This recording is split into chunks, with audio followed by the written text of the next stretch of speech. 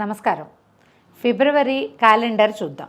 ప్రతి నెల మనం ఖచ్చితంగా క్యాలెండర్ చూసుకుని ఈ నెలలో ఏమిటి ఏకాదశులు ఎప్పుడున్నాయి, తర్వాత ఏమిటి పర్వదినాలు ఏమున్నాయో చూసి పెట్టుకుంటే మనం నెలలో ఉపవాసం ఉండటానికో దేవాలయ దర్శనానికో వెసులుబాటుగా ఉంటుందని ఈ ప్రోగ్రాం పెట్టుకున్నాము. జనవరిలో కూడా క్యాలెండర్ చూసాం మనం. అయితే ఫిబ్రవరిలో క్యాలెండర్ ఏంటంటే మనకి పుష్యమాసంలోనే ఫిబ్రవరి వస్తుంది. ఇంకా ఉన్నది పుష్యం, ఇంకా కొంచెం మటుకు ఎంతవరకు ఉందో చూద్దాం. ఆర్గానిక్ పద్ధతిలో మీ చర్మాన్ని తెల్లగా మార్చుకోవాలనుకుంటున్నారా? సంప్రదించండి డాక్టర్ మాధవిని. 6వ తారీఖు 1, 2, 3, 4, 5 లేదు, 6వ తారీఖు ఏకాదశి, పుష్య బహుళ ఏకాదశి. పుష్యమాసం తాలూకుదే షట్తిలైకాదశి అంటారు. షట్తిల ఏకాదశి, షట్తిలైకాదశి అంటారు. ఏకాదశి నాడు ఉపవాసం ఉండదలుచుకున్న వాళ్ళు ఈ రోజున ఉపవాసం ఉండొచ్చు. ద్వాదశి నాడు పారణ చేస్తే సరిపోతుంది. ఏకాదశి నాడు ఉపవాసం ఉండలేని వాళ్ళు ఫలాలు ఏమైనా తీసుకోవటం, ఫలహారం చేయటం, కనీసం దేవాలయ దర్శనం చేసినా కూడా మంచిది. 6వ తారీఖు రౌండప్ చేసి పెట్టుకోండి. ఈ రోజున మనం విష్ణువాలయ దర్శనం చాలా మంచిది. తర్వాత 7 లేదు, 8వ తారీఖు మాస శివరాత్రి వచ్చింది, త్రయోదశి ఉంది. 8వ తారీఖు పుష్యమాసం యొక్క మాస శివరాత్రి. మాస శివరాత్రి రోజున శివాభిషేకం కానీ శివ దర్శనం కానీ రుద్రాభిషేకం చాలా విశేషమైనవి. ఇంట్లో అవకాశం ఉన్న వాళ్ళు చేసుకోవచ్చు. లేదా 8వ తారీఖు శివాలయం చూడవలసిన రోజు. అది పొద్దున ఉదయకాలం కానీ సాయంకాలం ప్రదోష కాలార్చన అయినా సరే శివాలయ దర్శనం చేస్తే మంచిది. ఏదైనా శని బాధలు అవి ఉన్నవాళ్ళు, పిల్లలతోటి సమస్యలు ఫేస్ చేసేవాళ్ళు, వీళ్ళందరూ కూడా 8వ తారీఖు శివాలయ దర్శనం చేసుకుంటే మంచిది. ఆ తర్వాత 9 లేదు, 10వ తారీఖు. 9వ తారీఖేమో అమావాస్య వచ్చేసిందండి. 9 అమావాస్య. 10వ తారీఖు నుంచి మాఘమాసం ప్రారంభం అవుతుంది. మాఘమాసం మనకు తెలుసు సౌరమాసంగా చెప్తారు. మాఘ స్నానాలు చాలా విశేషమైనవి. మాఘం మొదలైన రోజు నుంచి కూడా సూర్యోదయం అవుతూనే స్నానం చేయటం, సూర్య దర్శనం చేయటం చాలా మంచిది. మాఘము ఫిబ్రవరి నుంచి మార్చి దాకా ఉంటుంది. ఈ నెల రోజుల పాటు కూడా సూర్యారాధన చాలా విశేషాన్ని సంతరించుకున్న మాసం ఇది. పొద్దున్నే స్నానం చేయటం, సూర్యబింబాన్ని చూడడం. ఒకవేళ స్నానం చేయలేరు, అవకాశాలు లేవు, తొందరగా నిద్రలేచి సూర్యోదయాన్ని ఆస్వాదించండి. సూర్యబింబానికి నమస్కారం చేయండి, సూర్యుడికి అర్ఘ్యం ఇవ్వటం, సూర్యుడికి పాయసం నివేదన చేయటము చాలా విశేషమైనవి. అయితే ఇక్కడి నుంచి మొదలుపెట్టి 11వ తారీఖు విదియ, 12 లేదు, 13 లేదు, 14వ తారీఖు వసంత పంచమిగా చెప్పబడుతుంది. శ్రీ పంచమి అంటారు. వసంత పంచమి, శ్రీ పంచమి మాఘమాసంలో వచ్చేటువంటి ఈ పంచమి చాలా విశేషమైనది. ఈ పంచమి నాడు కూడా పిల్లలకి అక్షరాభ్యాసాలు చేయొచ్చు. సరస్వతి ఆరాధనకి చాలా విశేషమైన రోజు మాఘశుద్ధ పంచమి. తర్వాత 15 లేదు, 16వ తారీఖు మాఘశుద్ధ సప్తమి. మనం రథసప్తమిగా పూజ చేసుకుంటాం. ఈ రోజున సూర్యారాధన నెలంతా చేయలేని వాళ్ళు రథసప్తమి నాడైనా ఉదయాన్నే లేచి తలారా స్నానం చేసి పాయసం నివేదన చేసి చిక్కుడు కాయల రథం మీదకి సూర్యుడిని ఆవాహన చేసి పాయసాన్ని నివేదన చేసుకుంటే చాలా మంచిది. సూర్యనారాయణమూర్తికి పళ్ళు ఉండవట, అందుకని ఈ జీడిపప్పులు అలాంటివి ఏమీ వేయకూడదండి. మెత్తని పాల పాయసం నివేదనం చేయాలని చెప్తారు. అది 16వ తారీఖు వచ్చింది. అక్కడి నుంచి 17వ తారీఖు భీష్మాష్టమిగా చెప్తారు. ఈ రోజున భీష్మ పితామహుని తలుచుకుని భాగవతాన్ని కానీ భారతాన్ని కానీ పారాయణ చేస్తే మంచిది. దీని తర్వాత మనకి భీష్మ ఏకాదశి వస్తుందన్నమాట. 17న భీష్మాష్టమి. అష్టమి తర్వాత నవమి, దశమి లేదు. 20వ తారీఖు ఫిబ్రవరి 20వ తారీఖు భీష్మ ఏకాదశిగా చెప్పబడుతుంది. ఈ నెలలో 2 ఏకాదశులు ఉన్నాయి. మొదటిది చెప్పుకున్నాం కదా 6వ తారీఖు. అక్కడి నుంచి 20వ తారీఖు భీష్మ ఏకాదశి చాలా విశేషమైన ఏకాదశిగా చెప్తారు. భీష్మ పితామహుడు తన ప్రాణాలని వదిలిన రోజుగా చెప్పబడుతుంది. ఈ రోజున మహాభారతాన్ని గాథను తలుచుకొని ఏకాదశి నాడు ఉపవాసం ఉండటం, ద్వాదశి నాడు పారణ చేసుకోవటము. 22 లేదు, 23 లేదు, 24 మాఘశుద్ధ పౌర్ణమి. ఈ పౌర్ణమి నాడు సూర్యారాధన ఉదయకాలం చేసుకుని సాయంకాలం అమ్మవారిని ఆరాధన చేసుకుంటే చాలా మంచిదండి, విశేషమైనది. అయితే ఇక్కడ మనం ప్రముఖంగా చెప్పుకోవాల్సింది ఏంటంటే 21వ తారీఖు నుంచి 24వ తారీఖు వరకు, అంటే ద్వాదశి నుంచి పౌర్ణమి వరకు తెలంగాణ ప్రాంతంలో సమ్మక్క సారలమ్మ జాతర జరుగుతుంది.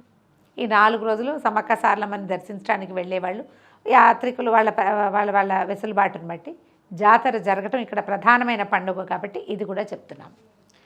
25, 26, 27 లేదు, 28వ తారీఖు సంకటహార చతుర్థి. మనకి నెలలో ఒక సంకటహార చతుర్థి వస్తుంది. పౌర్ణమి వెళ్ళిన తర్వాత వచ్చేటువంటి 4వ రోజుని మనం సంకటహర చతుర్థిగా జరుపుకుంటాము. ఎవరైనా ఇలాంటి మొక్కులు ఉన్నవాళ్ళు సంకటహర చతుర్థి జరుపుకునే వాళ్ళు 28వ తారీఖు రౌండప్ చేసి పెట్టుకోండి. ఆ రోజున మనం సవితి పూజా విధానాన్ని జరుపుకుంటాం. 29వ తారీఖు తోటి ఫిబ్రవరి మాసం అయిపోతుంది. మళ్ళీ మనం మార్చి 1కి ఇంకొకసారి మార్చ్ క్యాలెండర్లో పర్వదినాలు పండుగలు ఏమున్నాయో తెలుసుకుందాం. ఇలా క్యాలెండర్ చూడడము, తర్వాత క్యాలెండర్లో మనకి కావాల్సిన ముఖ్యమైన రోజులు పర్వదినాలు నోట్ చేసుకోవటము ఒక మంచి హ్యాబిట్. ప్రేక్షకులందరికీ దాన్ని తెలియజేయటం కోసమే ఈ ప్రయత్నం చేస్తున్నాం. నమస్కారం. ఫిబ్రవరి క్యాలెండర్ చూద్దాం. ప్రతి నెల మనం ఖచ్చితంగా క్యాలెండర్ చూసుకుని ఈ నెలలో ఏమిటి ఏకాదశులు ఎప్పుడున్నాయి, తర్వాత ఏమిటి పర్వదినాలు ఏమున్నాయో చూసి పెట్టుకుంటే మనం నెలలో ఉపవాసం ఉండటానికో దేవాలయ దర్శనానికో వెసులుబాటుగా ఉంటుందని ఈ ప్రోగ్రాం పెట్టుకున్నాము. జనవరిలో కూడా క్యాలెండర్ చూసాం మనం.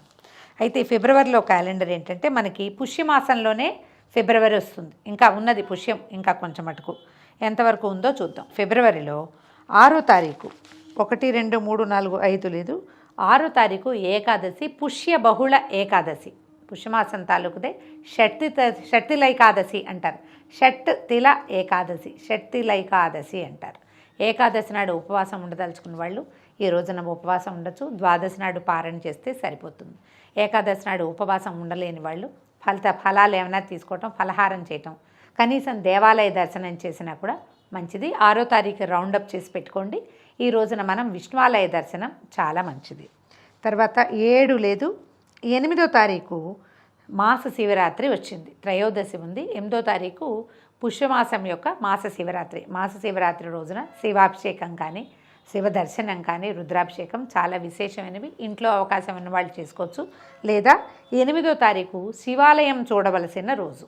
అది పొద్దున ఉదయకాలం కానీ సాయంకాలం ప్రదోష కాలార్చన అయినా సరే శివాలయ దర్శనం చేస్తే మంచిది. ఏదైనా శని బాధలు అవి ఉన్నవాళ్ళు, పిల్లలతోటి సమస్యలు ఫేస్ చేసేవాళ్ళు, వీళ్ళందరూ కూడా 8వ తారీఖు శివాలయ దర్శనం చేసుకుంటే మంచిది.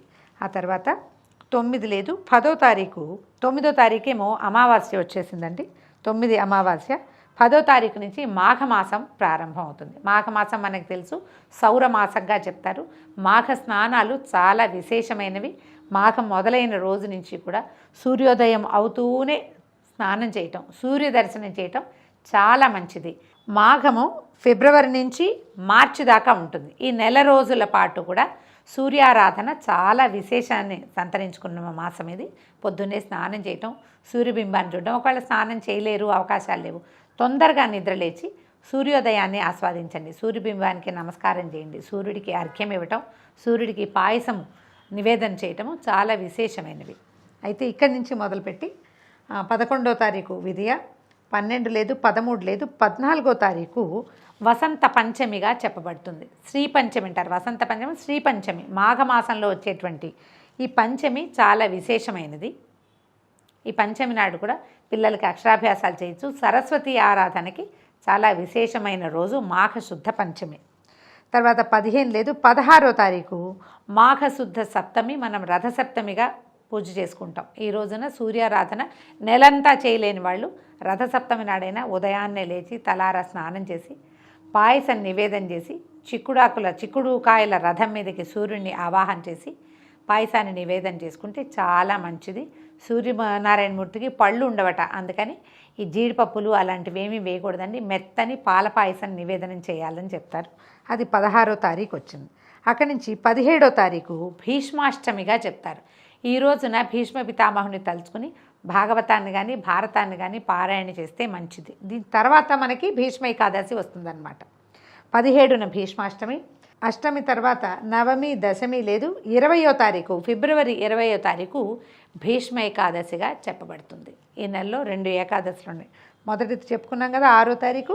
అక్కడి నుంచి 20వ తారీఖు భీష్మ ఏకాదశి చాలా విశేషమైన ఏకాదశిగా చెప్తారు. భీష్మ పితామహుడు తన ప్రాణాలని వదిలిన రోజుగా చెప్పబడుతుంది. ఈ రోజున మహాభారతాన్ని గాథను తలుచుకొని ఏకాదశి నాడు ఉపవాసం ఉండటం, ద్వాదశి నాడు పారణ చేసుకోవటము. 22 లేదు, 23 లేదు, 24 మాఘశుద్ధ పౌర్ణమి. ఈ పౌర్ణమి నాడు సూర్యారాధన ఉదయకాలం చేసుకుని సాయంకాలం అమ్మవారిని ఆరాధన చేసుకుంటే చాలా మంచిదండి, విశేషమైనది. అయితే ఇక్కడ మనం ప్రముఖంగా చెప్పుకోవాల్సింది ఏంటంటే 21వ తారీఖు నుంచి 24వ తారీఖు వరకు, అంటే ద్వాదశి నుంచి పౌర్ణమి వరకు తెలంగాణ ప్రాంతంలో సమ్మక్క సారలమ్మ జాతర జరుగుతుంది. ఈ 4 రోజులు సమ్మక్క సారలమ్మని దర్శించడానికి వెళ్ళేవాళ్ళు యాత్రికులు వాళ్ళ వెసులుబాటును బట్టి జాతర జరగటం ఇక్కడ ప్రధానమైన పండుగ కాబట్టి ఇది కూడా చెప్తున్నాం. 25, 26, 27 లేదు, 28వ తారీఖు సంకటహార చతుర్థి. మనకి నెలలో ఒక సంకటహార చతుర్థి వస్తుంది. పౌర్ణమి వెళ్ళిన తర్వాత వచ్చేటువంటి 4వ రోజుని మనం సంకటహార చతుర్థిగా జరుపుకుంటాము.